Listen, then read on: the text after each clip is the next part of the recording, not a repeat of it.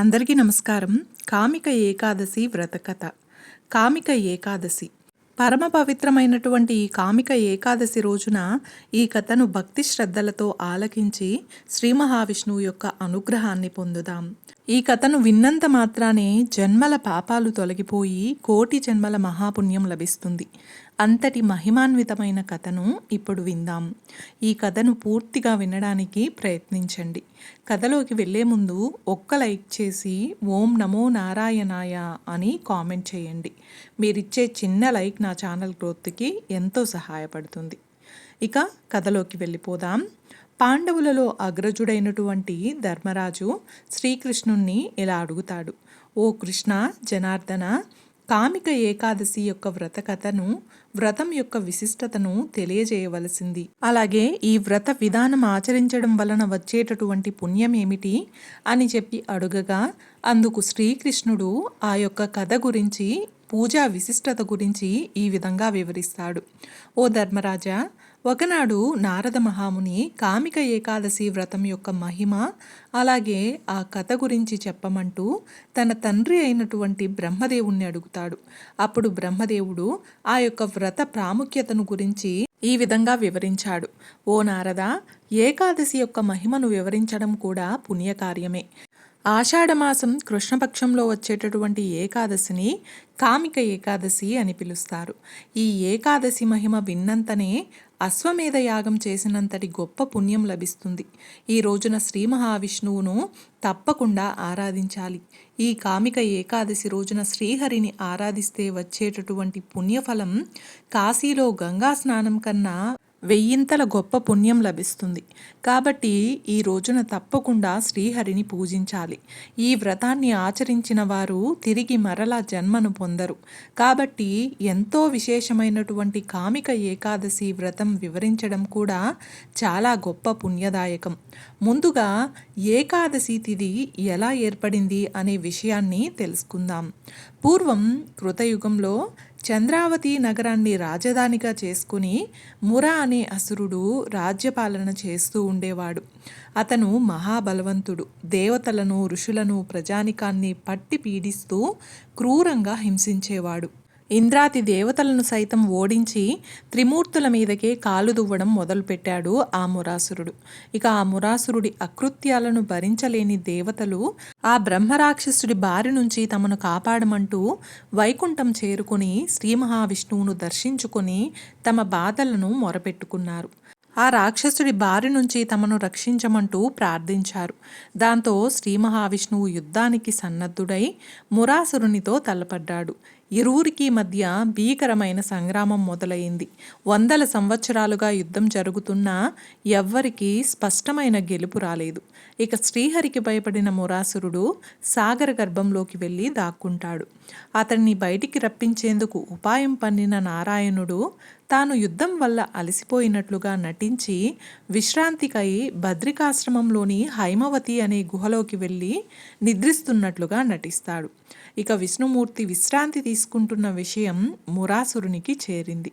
విష్ణువు నిద్రలో ఉండగానే అతన్ని సంహరించాలనుకుని నిదానంగా ఆ గుహకు చేరుకున్నాడు ఆ మురాసురుడు. కానీ విష్ణుమూర్తిది అంతా యోగ నిద్ర కదా. ఎప్పుడైతే చెడు తలంపుతో ఆయన దగ్గరకు మురాసురుడు చేరుకున్నాడో వెంటనే విష్ణుమూర్తిలో నుంచి ఒక శక్తి ప్రవహించి ఒక కన్య ఉద్భవించింది. దివ్యాస్త్రాలు చేతబట్టి కేవలం తన కంటి చూపుతోనే ఆ మురాసురుణ్ణి భస్మం చేసింది. తన రక్షణ కోసం ప్రత్యక్షమైన ఆ కన్యను చూసి శ్రీ మహావిష్ణువు చాలా ప్రసన్నుడయ్యాడు. ఆ కన్యకు ఏకాదశి అని పేరు పెట్టి ఏం వరం కావాలో కోరుకోమన్నాడు. ఇక ఆమె సంతోషంతో, దేవా, మీ యొక్క దేహం నుండి ఉద్భవించిన నాకు ఏకాదశి అని పేరు పెట్టి నన్ను ధన్యురాల్ని చేశారు. నేను జన్మించిన ఈ రోజు నా నామంతో పిలువబడి ఈరోజు నా వ్రతం చేసుకుని ఉపవాసం జాగరణ చేసిన వారికి సకల పాపాలు తొలగి వైకుంఠ ప్రాప్తి కలిగేలా ఆశీర్వదించండి అని అడుగుతుంది. ఇక ఆమె కోరికను మన్నించిన శ్రీహరి ఆ వరాన్ని ప్రసాదించడంతో ఏకాదశి తిథికి ఇంతటి విశిష్టత ఏర్పడింది. ఏకాదశి రోజున మురాసురుడు బియ్యంలో దాక్కుంటాడని, అందుకే బియ్యంతో చేసిన ఏ పదార్థము తినకుండా ఉండాలని చెప్తారు. ముర అంటే తామసిక రాజసిక గుణాలకు అరిషడ్ వర్గాలకు ప్రతీక. వీటిని ఉపవాసం జాగరణ ద్వారా చేయిస్తే సత్వగుణం లభించి తద్వారా ముక్తికి మార్గం ఏర్పడుతుంది. వరి అన్నంలో ముర నివాసం ఉంటాడు కనుక మందబుద్ధినిచ్చి జాగరూకతను దెబ్బతీస్తాడని దీని అంతరార్థం. ఇక ఏకాదశి నాడు ఉపవాసం ఉండి ద్వాదశి నాడు అన్నదానం చేస్తారు. ఒక్కరోజు భోజనం చేయక తర్వాతి రోజు భోజనం చేయడం వలన జిహ్వకు నాలుకకు కూడా భోజన రుచి బాగా తెలుస్తుంది. అయితే ఈ కామిక ఏకాదశి వ్రత కథను ఇప్పుడు తెలుసుకుందాం. పూర్వం ఒక గ్రామంలో ఒక క్షత్రియుడు ఉండేవాడు. అతను తన శక్తి బలాన్ని చూసి చాలా గర్వపడుతూ ఉండేవాడు. ఆ క్షత్రియుడు భగవంతుడైనటువంటి శ్రీ మహావిష్ణువుని చాలా నమ్మేవాడు. ప్రతిరోజు కూడా స్వామికి అనేక విధాలుగా పూజ చేస్తూ ఉండేవాడు. కానీ అతని మనసులో మాత్రం ఎప్పుడూ గర్వం నిండుకుని ఉండేది. అతను ప్రతిరోజు శ్రీ మహావిష్ణువును ఆరాధిస్తూ ఉన్నప్పటికీ స్వామికి మాత్రం అతనిలో ఉన్నటువంటి గర్వం అసలు నచ్చేది కాదు. అతని ఆరాధనలో నిమగ్నమై ఎప్పుడూ స్వామిని చూస్తూ ఉన్నప్పటికీ కూడా అతనిలో ఉన్నటువంటి గర్వాన్ని మాత్రం అతను తొలగించుకోలేకపోయాడు. అలా ఒకనాడు అతను ఏదో ఒక ముఖ్యమైనటువంటి పని మీద పొరుగురికి బయలుదేరి వెళ్తాడు. దారిలో అతనికి ఒక బ్రాహ్మణుడు కలుస్తాడు. ఏదో విషయంలో ఇద్దరి మధ్య గొడవ జరుగుతుంది. ఆ గొడవ కాస్త వాగ్వాదంగా మారుతుంది. ఆ వాగ్వాదం తీవ్ర స్థాయికి చేరుకుని తోపులాటకు దారితీస్తుంది. ఇక ఆ క్షత్రియుడు చాలా బలవంతుడు. దాంతో బ్రాహ్మణుడేమో బలహీనుడు. కాబట్టి క్షత్రియుడు చేసినటువంటి దాడికి తట్టుకోలేక ఆ బ్రాహ్మణుడు అక్కడికక్కడే చనిపోతాడు. బ్రాహ్మణుడి మరణంతో క్షత్రియుడు చలించిపోతాడు. అతను తన తప్పును తెలుసుకొని తీవ్రంగా పశ్చాత్తాపడతాడు.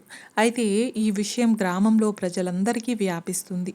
క్షత్రియ యువకుడు గ్రామస్తులకు క్షమాపణలు చెప్పి బ్రాహ్మణుడి అంత్యక్రియలు స్వయంగా నిర్వహిస్తానని చెప్పి వారికి హామీ ఇస్తాడు.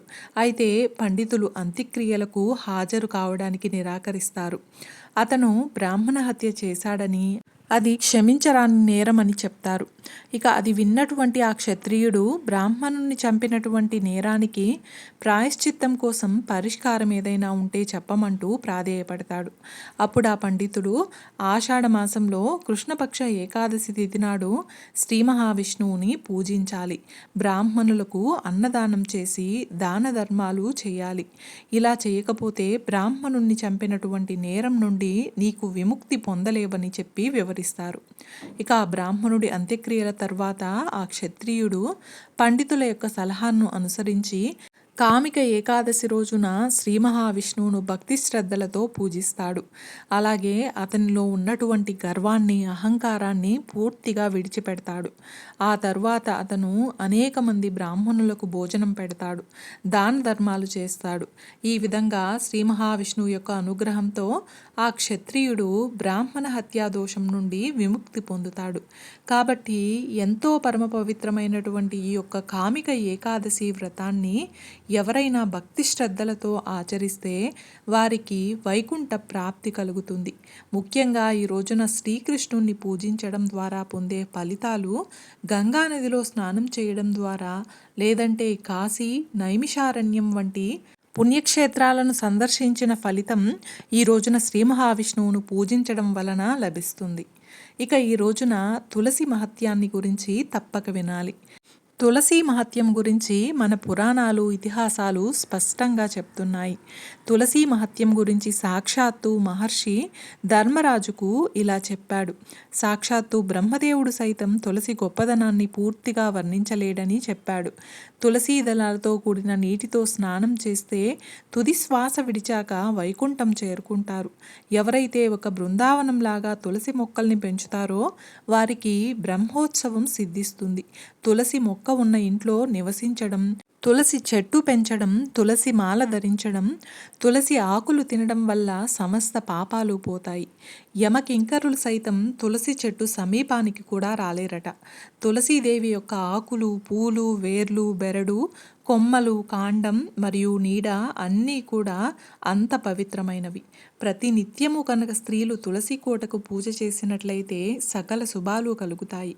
ముఖ్యంగా ఈ తులసి మహత్యం గురించి విన్నవారు కోటి గోవులను దానం చేసిన పుణ్య ఫలితాన్ని పొందుతారు.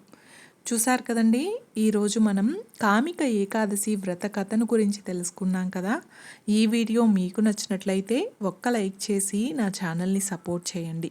ఇంకా మరెన్నో ఇంట్రెస్టింగ్ వీడియోస్ కోసం నా ఛానల్ని సబ్స్క్రైబ్ చేయండి. అలాగే పక్కనే ఉన్న బెల్ ఐకాన్ క్లిక్ చేసినట్లయితే నా లేటెస్ట్ వీడియోస్ మీ వరకు వస్తాయి. Thanks for watching.